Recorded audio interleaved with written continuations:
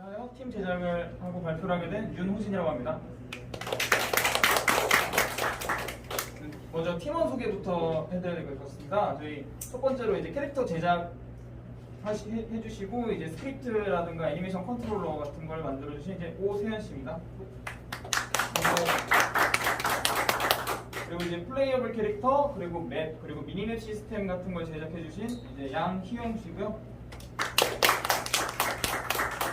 그리고 이제 저희 게임의 UI 제작을 전반적으로 맡아주신 이제 신민정 씨입니다. 그리고 마지막으로 이제 게임 구조라든가 데이터 관리 시스템을 맡은 저 윤호진이라고 합니다. 저희는 시험 때문에 먼저 자리에 가겠습니다.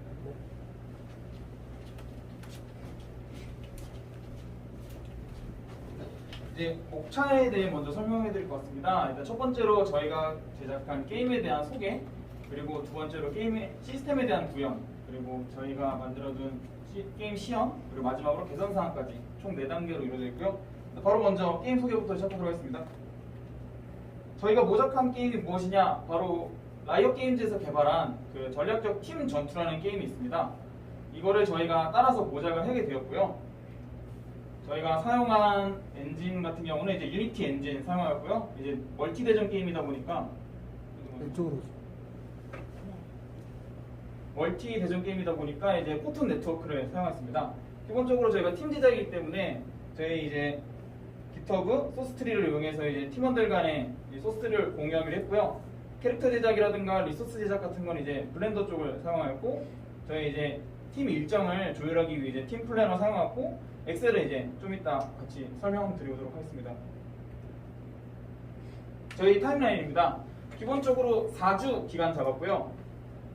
저기 현재는 이제 3주차를 마무리하고 4주차가 아직 진행 중인 단계인 겁니다.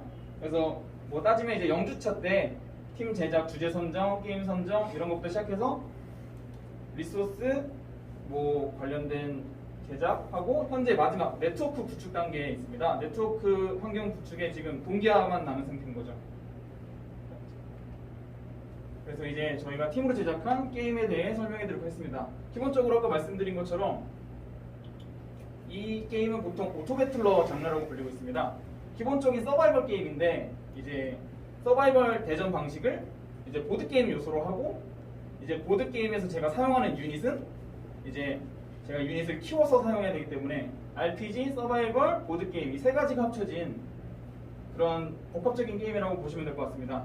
기본적으로 마우스 클릭으로만 이루어진 게임이라서 게임 난이도도 약하고 게임 난이도도 적고 플레이 타임도 짧아서 좀 캐주얼적으로 사람들이 많이 접근성이 좋은 게임이기도 합니다. 이게 접근성이 좋은 게임이다 보니까 크로스 플랫폼을 이용해서 이제 PC 버전, 모바일 버전 상관없이 사람들이 많이 접속을 해서 플레이하는 게임이기도 합니다. 단점이라고 하면 이게 기본적으로 보드게임적인 요소가 있기 때문에 사람들이 금방 질린다는 단점이 있습니다. 그 단점에 대해서는 이제 다음에서 설명을 드리도록 하겠습니다. 이 단점이 저희가 모작을 하게 된 계기가 되기도 하는데요. 이 게임은 기본적으로 캐주얼하고 사람들이 접근이 많긴 하지만 이 캐릭터, 뭐 밸런스, 아이템 이게들이 한정돼 있다 보니까 금방 질린다는 단점이 있습니다. 이 질리는 걸 보완을 하기 위해 현 게임사들은 시즌제를 운영해서 이제 분기별로 캐릭터 풀을 갈고 하는 식으로 유지를 하고 있는데요. 저희도 이제 프로그래머 입장에서 이 오토배틀러 장르를 개발한다고 했을 때 어떤 것을 중점으로 개발해야 될까? 그거를 먼저 생각하고 만들었습니다. 그래서 잦은 캐릭터 추가, 밸런스, 아이템 이런 것들이 계속 일어나면서 실제로 시즌이 초기화되면 이걸 또 갈아엎고 이걸 프로그래머가 편하게 만드는 환경을 구축하고자 저희가 이런 주제를 선정하게 되었습니다.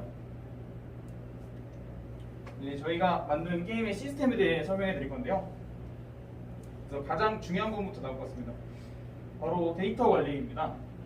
이 게임 아까 말씀드린 것처럼 이제 캐릭터가 최소 50개, 아이템도 50종류, 시너지도 20종류. 근데 여기서 멈추지 않고 계속 추가되다가 시즌이 초기화되면 또 다음 걸로 갈아고 이런 식으로 봤을 때 이걸 어떻게 해결했느냐? 저희는 엑셀을 사용하게 됐습니다. 엑셀이랑 기본적으로 많이 접근을 하는 툴 중에 하나죠.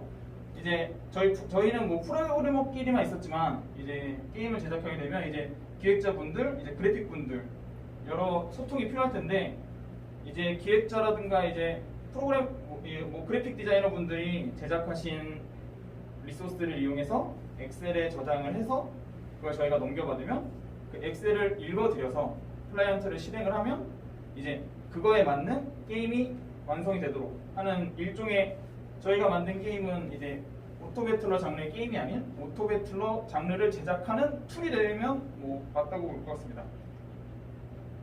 이게 저희가 보여드린 엑셀 파일의 일부분이고요. 이것도 코드 구현의 일부. 이제 완성은 이렇게 구현이 됩니다. 여기에서는 유닛 하나만 제작을 했는데 여기서 끝나지가 않죠.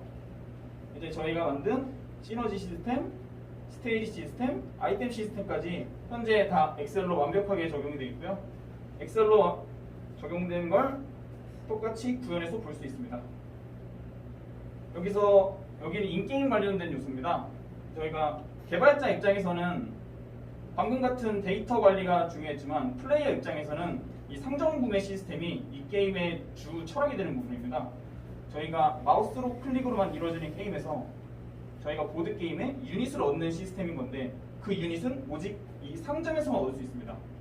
근데 이게 서바이벌 게임이다 보니까 이 상점 하나를 이제 여러 플레이어들이 공유하는 방식입니다. 그래서 제가 A라는 유닛을 얻으면 남들은 얻을 수 없게 되는 제로섬 게임인 거죠. 그래서 이게 구현을 할 때 아주 정교한 시스템을 요구하기 때문에 좀 고민을 많이 했던 것 중 하나였습니다. 그래서 보시면 이게 상점 구현 시스템을 예로 보여드린 건데요. 이제 레벨이 증가하면 레벨에 따른 유닛 종류가 달라지고요. 이제 이 확률 분포에 따른 이제 새로 고침, 상점 새로 고침은 이렇게 일어나고 상점을 얻을 수 있습니다. 현재 저렇게 유닛을 구매할 경우 현재 이 저장 리스트에 이미 사용됐다라고 따로 코드를 작성하여 다른 유저들은 접근을 못하게끔 그렇게 만들었다고 보시면 될 것 같습니다. 그 다음 이제 유닛을 구매하면 아이템을 장착할 수 있어야죠. 근데 아이템이 기본적으로 어떤 시스템이냐면 8종류의 미완성템이 존재하고요. 이 미완성템끼리 합성을 할 경우 완성템이 나오는 구조입니다.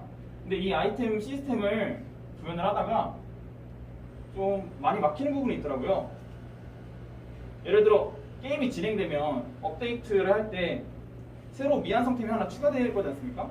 그러면 합성템이 한 줄이 또 생기고 또 하나 추가되면 한 줄이 또 생기고 예를 들어 이 아이템 조합 공식을 조건문 하나로 친다 했을 때 이런 완성템 하나당 뭐 if문이 뭐 한 개 나온다 치면 이게 곱절로 계속 늘어나는 현상이 발생하더라고요. 이거는 저희가 아까 말씀드린 것처럼 프로그래머 입장에서 봤을 때 좀 좋은 방식은 아니었다고 생각합니다. 그래서 이 시스템을 좀 많이 바꾸게 됐습니다. 바로 이제 숫자를 입력해서 곱셈하는 방식이었는데요. 일단 소수는 나중에 말씀드리고 먼저 곱셈부터 말씀드리겠습니다. 이제 여기서 아이템이 이제 칼이 숫자가 2고 이 칼도 숫자가 2면 곱셈에서 4죠. 그럼 저희 엑셀에 저장된 그 넘버링을 비교해서 아이템을 제작하게 되면 이제 보통 곱셈 공식 하나 그리고 뭐 조건문 하나 이 정도로 끝나기 때문에 뭐 아까 말씀드린 것처럼 이제 문자열 비교 300줄, 400줄 이런 건 보통 한 3줄 안에 끝나는 효율적인 결과가 나왔습니다. 근데 여기서 문제가 바로 발생했습니다. 제가 맨 처음에는 엑셀 데이터에 저장을 할 때 숫자를 1, 2, 3, 4 이런 식으로 저장하다 보니까 1 곱하기 4는 4, 1 곱하기 4도 4. 근데 2 곱하기 2가 4가 돼버리니까 이게 좀 꼬여버리는 겁니다. 그래서 이거를 어떻게 극복했냐면 여기 적혀있듯이 소수 시스템을 이용했습니다. 소수의 성질이 아예 약분이 불가능한 숫자라서 미완성템을 소수로 이용을 하면 이제 결과물은 어떻게 곱하든 자기 자신의 고유 숫자만, 고유 넘버링만 받을 수 있기 때문에 이 방식으로 엑셀 데이터에 저장을 해서 공유하기로 했습니다. 보시면 당연히 이 방식은 이 게임에 국한되지 않고 여러 가지 게임에 활용할 수 있다고 느끼는 점이 됐습니다. 이 게임에 이제 전투에 들어가 있죠. 이건 전투에 관한 부분입니다. 기본적으로 저희가 모작을 한 게임은 타 장르와 달리 이제 체스판이 육각형 모양 체스판입니다. 그래서 이게 길찾기 방향도 이제 체스 같은 경우는 8방향으로 움직일 수 있는데 여기는 이제 6방향으로 움직이게 되는 거죠. 이게 다른 게임과의 차별성을 둔 이 게임의 특징인 것 같아서 모작하는 입장에서 똑같이 따라하기로 좀 결심을 하게 됐습니다. 근데 에이스타 알고리즘을 모르시는 분들이 계실 것 같아 설명을 잠시 드리자면, 뭐 이동가는 노드와 노드 간의 가중치를 측정해서 제가 가중치가 가장 짧은, 그러니까 가장 효율적인 길인 거겠죠? 그거를 찾는 하나의 방식 중 하나입니다. 저희 같은 경우는 이제 사각형 알고리즘은 알고 있는데 이거를 육각형 알고리즘으로 변화를 해보자 하는 이제 마음으로 기존 사각형 알고리즘을 이제 육각형으로 바뀌어서 이거랑 대조해서 약간 조건을 바꾸고 휴리스틱을 바꿔서 만들고자 적용했습니다. 그래서 결과물은 이제 저희가 테스트 파일을 따로 제작해서 만들었는데요. 아마 이거 하나로 충분하실 것 같습니다. 네, 이런 식으로 결과가 나와서 육각형 모양의 알고리즘을 좀 완성을 해서 인게임 적용을 완료했습니다. 이제 저희 게임에 플레이어가 접근할 수 있는 유일한 공간이죠. 이게 UI 부분인데요. 이게 UI가 장르 특성상 많을 수밖에 없습니다. 그리고 화면 비중도 많이 차지하고 모바일 같은 경우도 이게 스마트폰에 이게 꽉 들어오다 보니까 이거를 좀 더 가시적으로 표현할 배치라던가 그런 걸 좀 세세하게 컨트롤을 하고, 그리고 이제 이 UI 전반들을 관리할 매니저를 하나 만들어야겠다고 생각이 들었습니다. 그래서 UI 매니저를 한번 완성된 것이 바로 이겁니다. 일단 뭐 기본적으로 당연하겠지만 싱글톤으로 하나 생성해서 관리를 하고요. 그리고 저게 뭐 편집한 거긴 하지만 실제 모바일 화면도 이런 식으로 잘 적용이 됐습니다. 다음으로 진행하겠습니다. 일단 이제 UI가 나왔으니까 이제 바로 미니맵에 대해 설명해 드릴 것 같은데요. 미니맵 같은 경우는 그래도 저희가 처음 해보는 거다 보니까 실제 화면을 보고 싶다는 느낌이 강했어요. 그래서 이 프로젝트 엔진 내부에 씬 내부에 카메라를 하나 배치하고 카메라 이미지를 뽑아서 타겟 텍스처를 생성하여 그 실제 화면을 저희가 일부러 이 한쪽을 보일 수 있도록 UI 한 켠에 마련했고요. 실제로 여기 마우스 위치도 제대로 동기화가 돼서 여기 저희가 원하는 마우스 위치로 올리면 화면도 이렇게 카메라가 전환되게끔 해놨습니다. 자, 다음 당연히 이펙트에 관련된 얘기를 설명해드리고 싶습니다. 보통 저희가 좀 간단하게 두 종류 만들어 봤는데요. 버니펙트 같은 경우는 일단 버니펙트부터 설명드리고 싶네요. 버니펙트 같은 경우는 노이즈 텍스처를 저희가 하나 구해서 노이즈 텍스처에 그 알베도 값을 올린 다음에 특정 알베도 값이 올라가면 이제 알파 값을 지우게끔, 그리고 특히 알파 값이 1이 넘으면 저희가 원하는 색상 선택해서 지금 빨간색으로 되어 있네요. 빨간색이 되면서 사라지게끔 하는 그런 연출을 보여드렸고요. 그리고 아웃라인 같은 경우는 뭐 당연히 노멀 값을 체크해서 이 캐릭터 메쉬에 테두리다 싶은 곳은 이제 크기를 살짝 키워서 뒤쪽에 하나 새로 그려서 이런 식으로 원하는 색상으로 보이게끔 해봤습니다. 네, 이제 여기서 뭐 시스템 구현적으로 짜잘한 것들은 넣지 않았는데 이건 게임 시연으로 좀 보여드리도록 하겠습니다.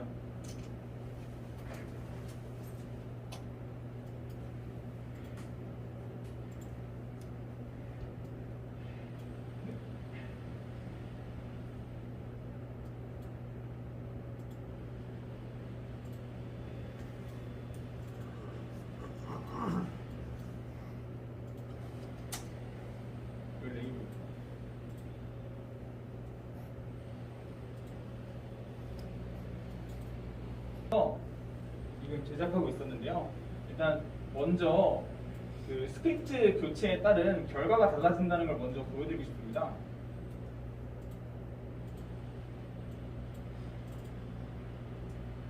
보시면 저희가 이제 테스트용 스테이지를 하나 따로 구비해놨고요. 시작을 해보도록 하겠습니다.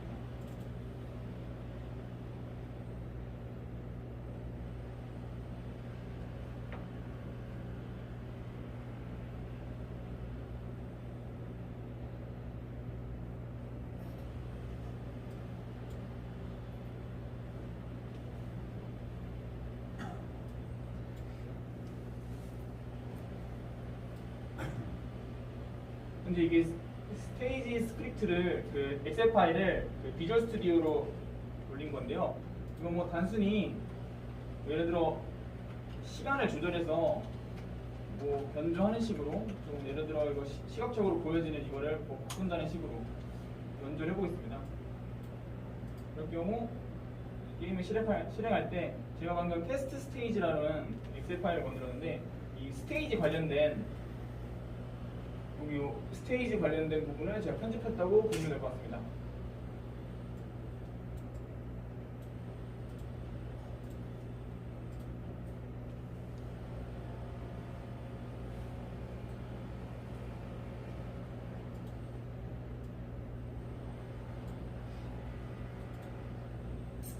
네, 보시면 원래 1-1부터 시작해야 되는데 1-2부터 생성되고 그리고 이제 구매 시간을 제가 아까 20에서 30초로 고쳤기 때문에 여기는 30으로 나오게 됐습니다. 이제 다음 스테이지 같은 경우는 이게 그대로인 이제 2-1-2가 그대로 진행될 거고 이제 제작 시간은 20초가 된다 하는 걸 볼 수 있을 것 같습니다. 이거는 차차 넘어간다고 하도록 하고요. 일단 상점 시스템 짜잘한 것들을 좀 보여드리고 싶습니다. 보시면 보여드리겠습니다. 예를 들어 이거는 경험치 증가 아이템인데요. 경험치 증가를 누르면 경험치가 증가하고 이 경험치에 따른 이 유닛 등장 분포가 바뀝니다. 이제 고코스트 효율이 좋은 캐릭터일수록 등장하기 어려운데 레벨이 오르면 오를수록 그걸 얻기 더 쉬워지는 거죠.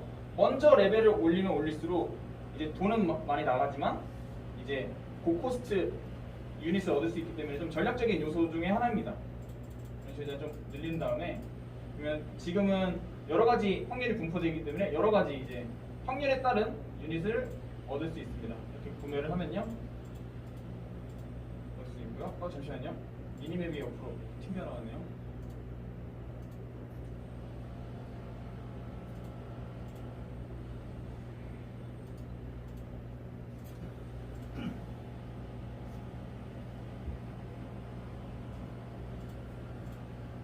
미니맵에서 설명드리자면 현재 미니맵을 누르면 그 해당 누르는 위치로 카메라가 이동이 됩니다.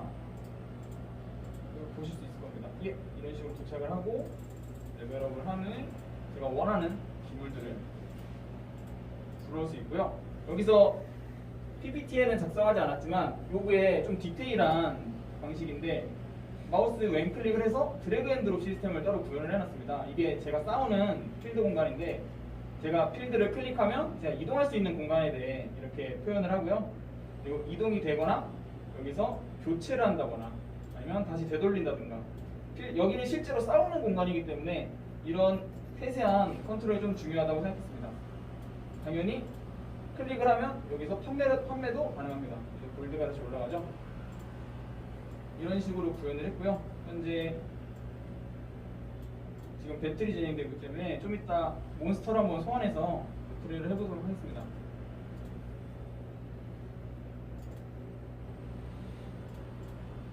그리고 현재 게임이 시작되면 유닛 구매 상태가 되고요. 제가 원하는 레벨만큼 올리고 원하는 기물들을 구해서 해당 UI가 나옵니다. 이렇게 제가 원하는 방식으로 배치를 하면 이제 배틀 시간이 되면 이제 유닛들이 생성돼서 싸우게 됩니다. 이제 잠깐 막판으로 설명드리자면 이 플레이어 캐릭터를 이렇게 캐릭터를 생성해서 움직일 수 있게 해놨습니다. 전투가 시작됐죠? 전투가 시작되면 이런 식으로 당장은 A스타는 네트워크를 위해 잠시 빼놓은 상태고요. 전투를 구현할 때 이제 캐릭터들이 움직여서 데미지를 받고 이제 HP가 가는 걸 이제 UI적으로 표현을 했습니다. 하나 중요해요 이제. 그렇습니다. 이제 저희 게임은 여기서 끝나지 않고 네트워크 연동된 거 현재 다 완성된 건 아니지만 로비 시스템이라던가 매칭 시스템까지는 거의 다 완성이 됐기 때문에 그거에 대해 시연을 하겠습니다. 저희 팀원들이 준비를 해놨고요. 그리고 이건 기본적으로 크로스 플랫폼을 지원하기 때문에 이제 저 같은 경우는 이제 이 컴퓨터인 PC와 그리고 모바일로 접속을 하고 저희 팀원들은 모바일로 접속해서 한번 만나는 걸 보여드리도록 하겠습니다.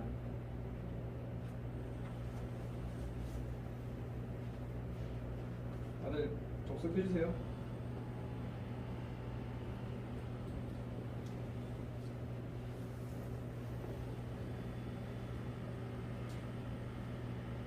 PC 버전의 화면이고요.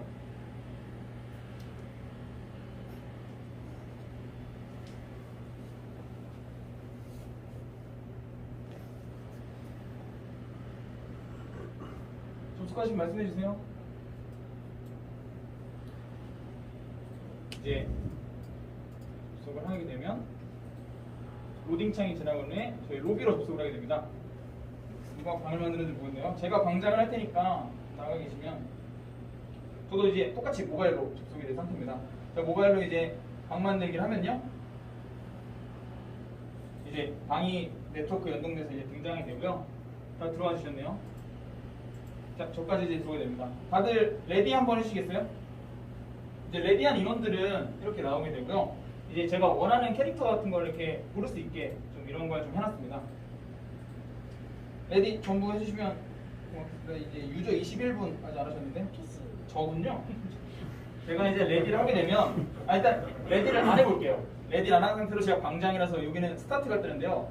제가 아무리 눌러도 시작이 안 되지 않습니다. 이제 레디 이런 환경을 제가 구축을 해놨죠. 이제 레디가 완벽하게 되면 전 방장이 저는 이제 시작을 하게 되면